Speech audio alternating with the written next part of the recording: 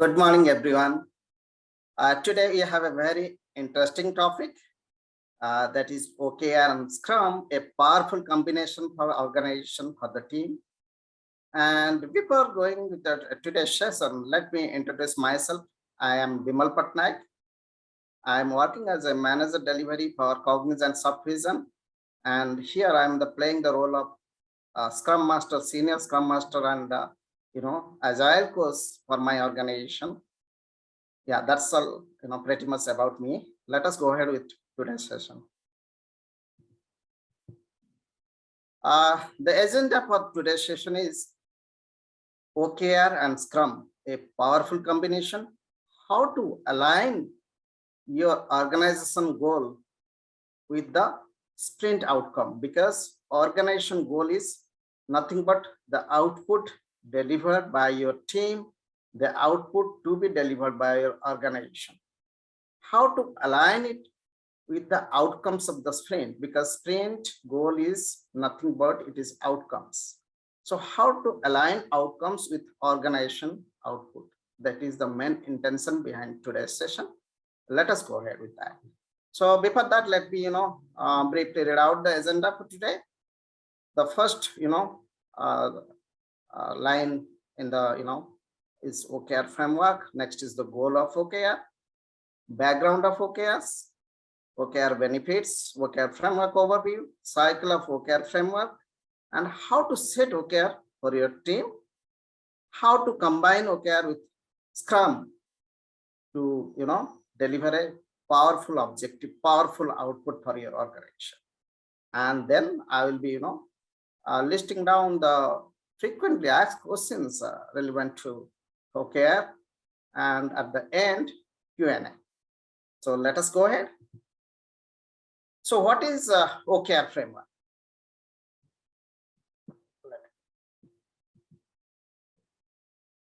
So what is OKR framework? OKR framework is a popular framework in goal setting and management that helps organization to implement a solid strategy. You deliver what your organization want. What your organization wants, you deliver that one. That is called, you align your goals with the organization strategy. As per organization strategy, you deliver your goals. And this session will have a good understanding of the concept of and the objective of OKR. What is OKR? Objective and key results. What does it mean? What is the framework? How your team is getting benefited? All these things we'll be discussing in today's session. And one of the most important skill that a modern leader can possess, the ability to align their workforce to the big vision of the company. That's why talking about the OKR framework is very important.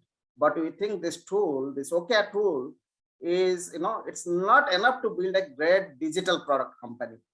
The very first step to, to understand how to bridge the gap between strategy and execution. Deliver what matters. How to align that one. How to set a solid pipeline in your organization. That matters. So let me go to the next slide. What is the goal of OKR? So the goal of OKR is where, for every member of the organization, from the key stakeholders and leaders down to the team members, understand the objectives of the company through a set of defined, specific, and measurable actions. That is called SMART goals. Specific, measurable, attainable. You can, easily, it is feasible to attain that goal, to reach at that goal. So that is called SMART goals. The OKR approach has been used by many tech and multi-billion companies like Google and CS Holdings and other companies also. There are n number of companies. With today's complex nature of organizations, team members often find themselves feeling lost within the rapid changes that they deal with every day. So when they do the changes, they used to get lost on the trajectory. So often the strategic plans and goals of the company are too high level, and it abstracts too high level and abstract, that employees do not just feel lost, but also feel discouraged and find lack of purpose. There is no purpose. What is the purpose of delivering this, this program, this project for the organization? So coming to the background of OKRs. So the OKRs background, it started, in 1954, when Peter invented management by objectives, or it is called MBO. So later it was recognized in early, 1970s, and thanks to the former president of Intel, Andy Grove, who introduced this MBO idea, management by objectives. This idea he introduced. So now let us see which companies they use OKR, because just I mentioned previously that Google used OKR. So you can see very prominent companies like Fortune 500 companies, Zika, Sears, Twitter, Oracle, Google, they use OKR. Moreover, OKR is also gaining popularity because, not only within the big organization, but also among small organizations and startups also, making it possible for them to achieve their goals in a much shorter period of time, and they are accurately measuring the progress. So how it works? Let us find out how it works. A typical OKR is made of 3 to 5 level of objectives, under which there are 3 to 5 key measurable results are listed down, and these key results are measurable through a defined set of indicator scores, usually between 0 to 1. So for your organization, you can initiate to add OKR as a critical part of quarterly planning and progress review. So on a quarterly basis, you set the OKRs, you measure the progress. However, it can also be done on a monthly or annual basis, depending on the need and goal of your organization. What your organization wants, as for that, you set your OKRs. What are the benefits of OKRs? There are many OKR benefits, but certainly OKR, these advantages, but you can learn how to deal with them and win in creating effective OKRs for your company. Sometimes you will be, it will be demotivating in adopting the OKRs, but you can learn how to deal with them and how to win in creating effective OKRs for your company, for your organization. So sometimes you see leadership experts, they believe that OKR is one of the leading team management practices that every company should implement. Already they have, the leadership experts, they have thought that OKR is one of the leading team management practices which can be adopted across the organization. Then if they felt that why you should be going behind the OKRs, then let us know why you will be using OKRs, because it is easy, simple, and doesn't take up so much resources, and helps in preserving the company culture greatly, the benefits in the organization, particularly the employee productivity and performance. So this is the main advantage of using OKRs. So how does it impact on your business? So studies have shown that employees who used OKR tend to be more effective at their jobs, which result to better performance and increased sales than those who do not. So team members who didn't use OKRs proactively asked to be part of the OKR process in future cycle. So it has been observed in many organizations. So this is the real impact on your business. Now, what is the cultural benefits your company is going to achieve by adopting OKR?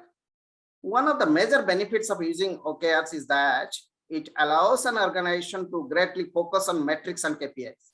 This makes a cultural shift from output to outcomes, because your team is delivering, is working on the outcomes.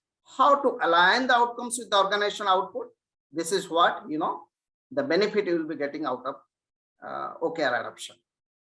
OKRs also create focus, alignment, transparency within the organization. When combined, these factors lead to a significant improvement in employee engagement in the organization. So what is the OKR framework? What is the overview of OKR framework? Let us discuss quickly. So in an organization, the company will have some mission.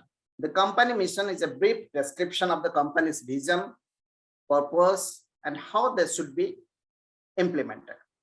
And what are the midterm goals? Midterm goals, so-called MOLs, are the link between the company mission and the OKR. They are usually defined for 1 year. What are the goals for the organization? That is defined per year, every year. And OKR planning. At OKR planning, the respective objective and key results become defined for the entire cycle, and at all levels, it is also defined. And this is done both on the top down and bottom up also. Across the vertical, across the horizontal, it is defined in the organization. So, then come to OKR weekly. This is called OKR planning. Then after that, OKR weekly. The OKR weekly helps to synchronize the objective and key results, implementation, and supports, self-responsibility as a solid ritual of the teams during the cycle. So the weekly should only take about 15 minutes and should give an overview of the current status of the OKR. So just take weekly inputs. Where are we with respect to our, objective and key results? So measure that one weekly. So just, arrange a 15 minutes meeting. You discuss within yourself, where are you standing today after a week? So this is called OKR weekly meeting. Then comes OKR review. Review meetings are used to determine the degree of achievement at the end of an evaluation cycle. So the scoring should be consistent with the team standards. Suppose your team has adopted the standard that they will be scoring between 0 to 1. So as per that, the scoring should be given and the evaluation should be done at the end of the quarter or at the end of the 6 months. This is called OKR review. And there should be OKR retrospective, like Scrum retrospective meeting. During a retrospective, the teams analyze the OKR and analyze the OKR output from a systematic point of view. What did the team learn? What should be improved in the next cycle? Like what we discuss usually in the Scrum retrospective meeting. Then who should be driving all this? There should be a OKR coach like Scrum Master. So as experts, coaches, facilitators, change agents are the OKR coaches responsible for the smooth implementation of the OKR framework in the company and support their teams in the definition of OKRs and other regular supports if the organization has adopted OKR. So there should be a coach, there should be a facilitator, there should be a change agent. So let us discuss quickly about the cycle of the OKR framework. So each cycle has many opportunities for improving the teamwork, communication, and strategic goals. The events are OKR planning, like sprint planning, weekly review, OKR review, final review, like demo, what you do in a sprint cycle, OKR review, OKR retrospective. And during the cycle, objective and key results are usually not changed unless the company faces an unexpected and extremely important event to which it must respond. Because if you remember, normally we do not, change the sprint goal. If there is any, unexpected or extremely important event is, happening inside the organization, then we'll be compelled to change the, objective and key results. So this is called the how you set your OKR inside the organization. What is the framework? So first is OKR planning, OKR review, OKR retrospective, and then you measure the output. However, this is rare. Usually review and retrospective show the potential for improvement for the next cycle.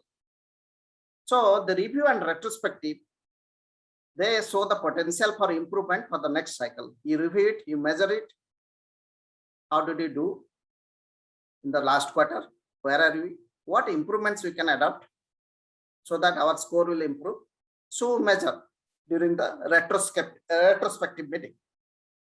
The sustainable implementation of the OKR framework within a company, it takes time, but usually it takes 3 to 4 cycles to get the full pool of OKRs. So to implement the OKRs, it usually takes 3 to 4 cycles to get the full pool from OKR. And a meaningful, well-designed implementation plan can significantly reduce the learning process. How to implement it, how to adapt it, how to get the benefit. So you train your people, you guide them, and you implement the OKR inside the organization, get benefit. So measures such as in-house trainings for OKR coaches, orientation workshop, moderated planning by experts, review and retrospectives, that raise the learning quality and speed. So how should measure how you will be implementing OKRs? What are the measures you will be taking? How to train your coaches, how to train your team, what are the planning you need to do? That all things you need to discuss, and you need to take some measures in this regard. So next is how to set OKR for your team. So the first step is set the stage, set the barrier, introduce the concept of OKRs in your team, explain how the OKRs are scored and how it affects their performance also. Tell them that OKRs are meant to feel uncomfortable, and it's perfectly fine to set an ambiguous goal and miss it. Even if you are missing it also, that's okay. But you do the retrospective. Try to learn the lessons out of it.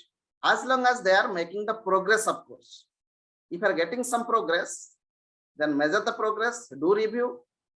And even if you are feeling uncomfortable also, you try to adapt it.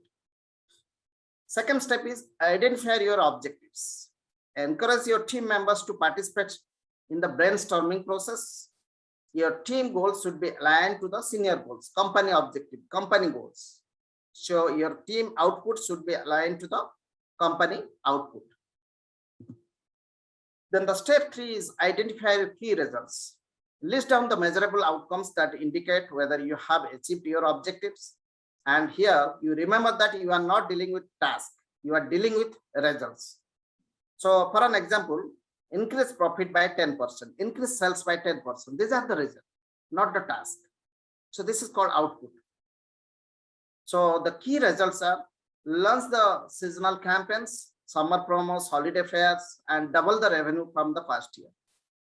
These are the key results. Just I am giving another example. Take cash discount on suppliers to save 10% on purchases. Outsource feed distribution to stores to reduce the cost by 20%. One of the key results may require collaboration with another team.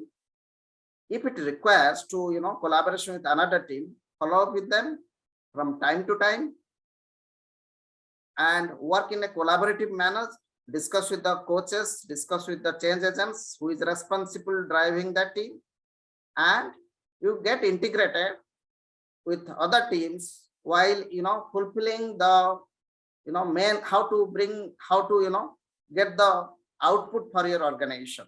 That kind of integration you require if you are working if you are relying or you are depending on other teams. And the step 4 in this process is review and analyze. That is the most important utmost process in the OKR framework. Here you may find yourself revising your objectives or key results as you review your initial list. You are 100% confident that you can hit your key results. That means you are not being ambitious enough and you are still on the safe zone. So try to increase your target up to that level that you find uncomfortable. If you feel uncomfortable, try to increase your target up to that level that you find uncomfortable. Then step 5 is ask for feedback. Getting feedback is very important, especially for the people who will be involved in the execution. they may have great suggestion to improve your OKRs. So next comes scoring. You have to measure. A critical aspect of measuring the key results is scoring. You may adopt Google's sliding scale of, between 0 to 1 and note down the score of 0.7 on a key result. It's considered the success. It's a, it's a kind of success, more than 1. Then the main agenda is how to, integrate OKR with the Scrum process. So this slides gives a very brief idea how to integrate this OKR with Scrum. You can see on the top, there are the objectives. You increase your sale by 10%. You increase your net addition by 20%. You reduce your company churn by 5%. So these are called objectives. So set some 3 months quarterly OKR cycle. What are the key results? The first key result, second key result, third key result. You can see on the top of the diagram. Then you align that key result to the sprint. What is the sprint goal? How we are delivering that output, that outcome, so that my organization can, achieve the output, can achieve the key result. So you, plan for a 3-month OKR cycle, define the key results, align them to the sprint goal, and achieve it. This is what the Scrum and OKR is a powerful combination, because you can, align your organization goal to sprint outcomes.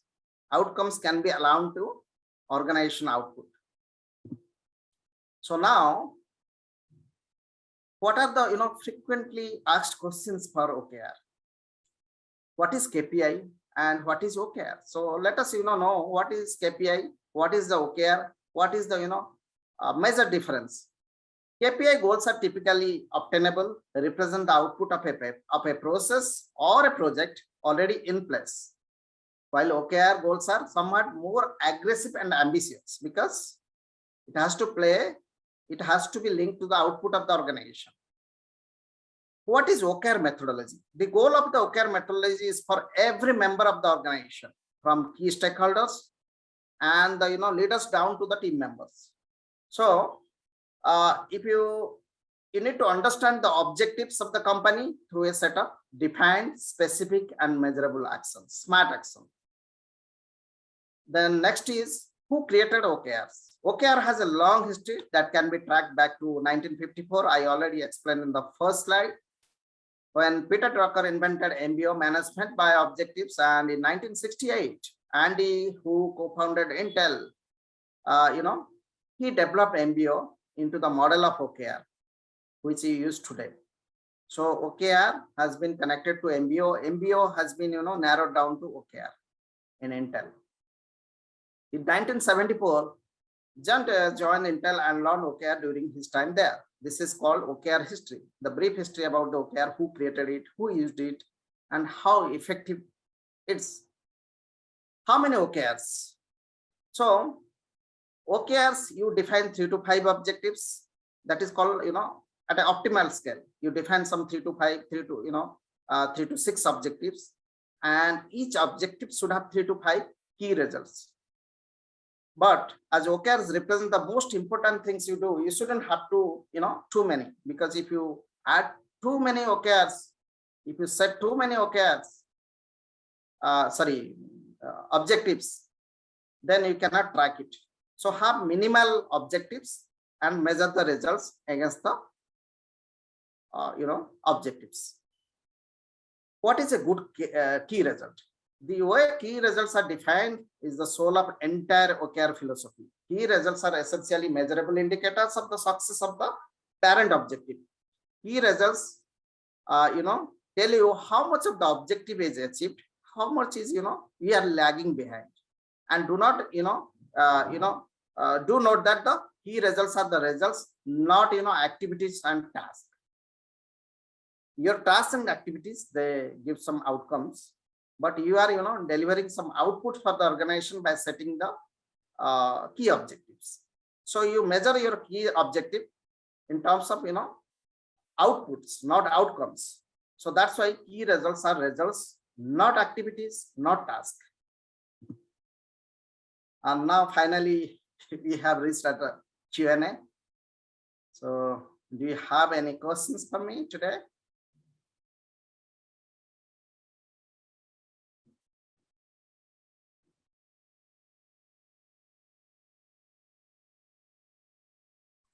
There are a bunch of questions. Vimal. What is the main difference between goals and OKRs? Yes. Can you come again? It is not audible. What is the main difference between goals and OKRs? Yes. So roles means you are doing a role of developers. You are Goals, goals. It's goals. Yeah. Goals. Okay. Okay. Sure. Sorry. It is not audible. Yeah. So goals and OKRs. So goals means you are setting the goals for the organization. This is nothing but called, objectives. So the OKRs are nothing but they are the goals you are setting up for the organization, and how you are tracking in terms of objectives and how you are measuring in terms of key results.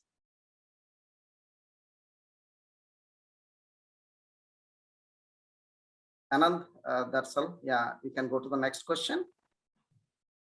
That's the only question we had. Thank you so much, Bimal. Yeah. Thank you, Anand. Thank you, team. Thank you, audience, for your support and being this session today. And have a good day. Thank you.